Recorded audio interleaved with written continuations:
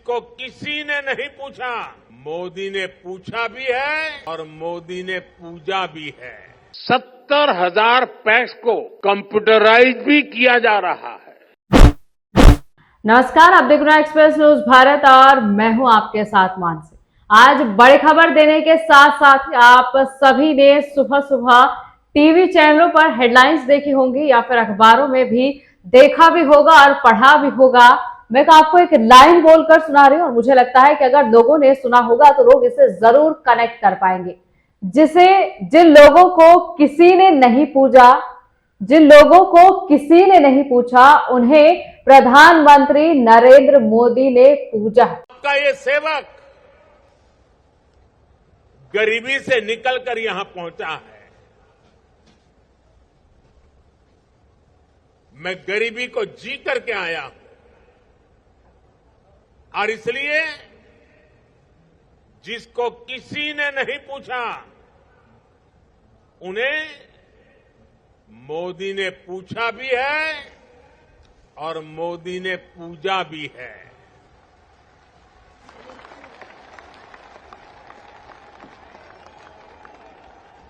आज हम जिस मुद्दे पर चर्चा करेंगे, ये लाइन सुनने के बाद सभी लोग कनेक्ट कर पा रहे होंगे कि आज पूरा भारत देश ग्रामीण भारत महोत्सव मना रहा है, जो 4 जनवरी से 9 जनवरी तक मनाया जाएगा और इसकी थीम रखी गई है गांव बढ़े तो देश बढ़े। क्योंकि जब प्रधानमंत्री नरेंद्र मोदी 2014 में सत्ता में आए थे, उसके बाद उन्होंने कई ऐसे कार्य किए जो पूरे देश और दुनिया ने उन्हें सराहा। उन्होंने कहा कि ये सभी कार्य जिन्होंने भारत को इतनी ऊंचाई तक पहुंचाया, इसमें प्रधानमंत्री नरेंद्र मोदी का बड़ा योगदान रहा है। और अपने इसी योगदान के क्रम को कंटिन्यू करते हुए प्रधानमंत्री नरेंद्र मोदी ने आज नई दिल्ली में भारत मंडपम में ग्रामीण भारत महोत्सव का शुभारंभ किया है। ये महोत्सव, जैसे मैंने आपको बताया, कि 5 दिन तक चलेगा और इसकी थीम ये भी रखी गई है। लेकिन इसमें प्रधानमंत्री नरेंद्र मोदी ने गांव में जितनी भी उनकी सांस्कृतिक विरासत है, आर्थिक विरासत है, उसको दिखाया जाएगा और कई अच्छी बातें प्रधानमंत्री नरेंद्र मोदी ने कही भी है। और उनमें से सबसे अच्छी लाइन जो लोगों के दिलों में उतरी है वो ये है कि जिन लोगों को कोई नहीं पूछता था, उन्हें प्रधानमंत्री ने पूजा है। आपने पहले भी देखा होगा कि प्रधानमंत्री उन लोगों के, सफाई कर्मियों के पैर धोया करते थे। कई ऐसे काम हैं जो प्रधानमंत्री नरेंद्र मोदी द्वारा किए गए हैं।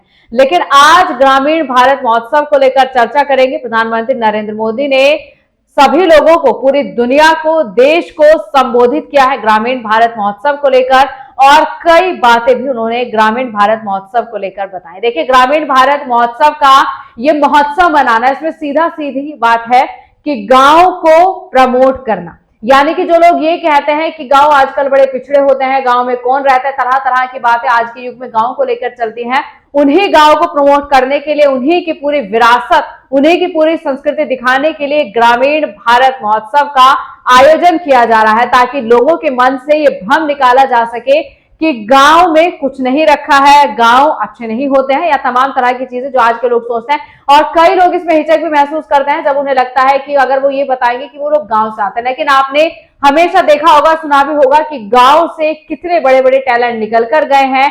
कोई एक छोटा सा व्यक्ति जो गांव से निकलकर एक बहुत बड़े पद पर पहुंच जाता है, तो कहीं ना कहीं फिर उसके बाद उसके गांव को सराहा जाता है कि हाँ, ये व्यक्ति गांव से निकला था। इन्हीं तमाम चीजों को नरेंद्र मोदी ने संबोधित किया जब वो देश को संबोधित कर रहे थे, ग्रामीण महोत्सव के बारे में लोगों को बता रहे थे। और आपने देखा होगा कि तमाम तरह के वहां पर स्टॉल भी लगाए गए हैं, जिसमें गांव से रिलेटेड जितनी भी उनकी विरासत होती है, गांव से रिलेटेड जितनी भी चीजें होती हैं, उनको मंडपम में दिखाया भी गया है। प्रधानमंत्री गए हैं स्टॉलों पर और देखा है और उनसे पूछा भी है कि क्या कुछ यहाँ पर चल रहा है। और प्रधानमंत्री नरेंद्र मोदी ने इसमें अपनी तमाम तरह की चीजें गिनवाई हैं, नीतियां गिनवाई हैं या फिर स्कीम्स गिनवाई है जो वो गांव को लेकर आए थे।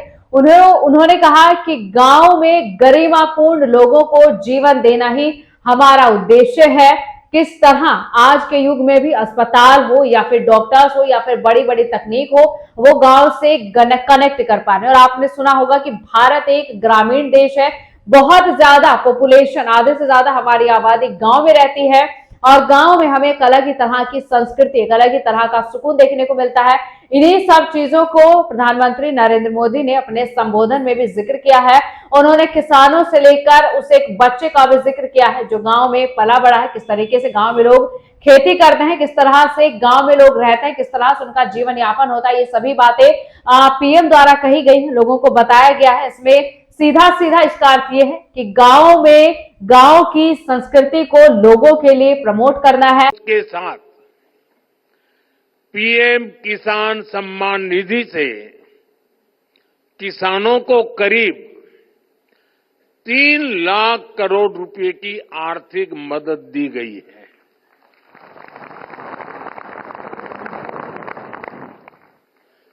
पिछले 10 वर्षों में कृषि लोन की राशि 3.5 गुना हो गई है।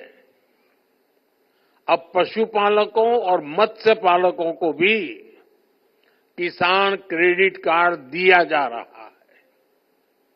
देश में मौजूद 9,000 से ज्यादा एफपीओ किसान उत्पाद संघ, उन्हें भी आर्थिक मदद दी जा रही है। हमने पिछले 10 सालों में कई फसलों पर निरंतर एमएसपी भी बढ़ाई है। साथियों, हमने स्वामित्व योजना जैसे अभियान भी शुरू किए हैं, जिनके जरिए गांव के लोगों को प्रॉपर्टी के पेपर्स मिल रहे हैं।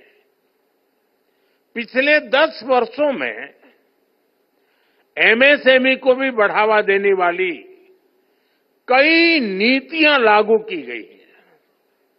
उन्हें क्रेडिट लिंक गारंटी स्कीम का लाभ दिया गया है। इसका फायदा 1 करोड़ से ज्यादा ग्रामीण एमएसएमईज को भी मिला है।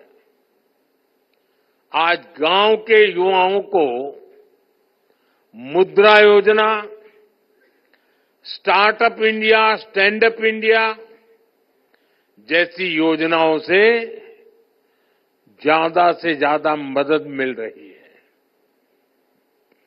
साथियों, गांवों की तस्वीर बदलने में कोऑपरेटिव्स का बहुत बड़ा योगदान रहा है।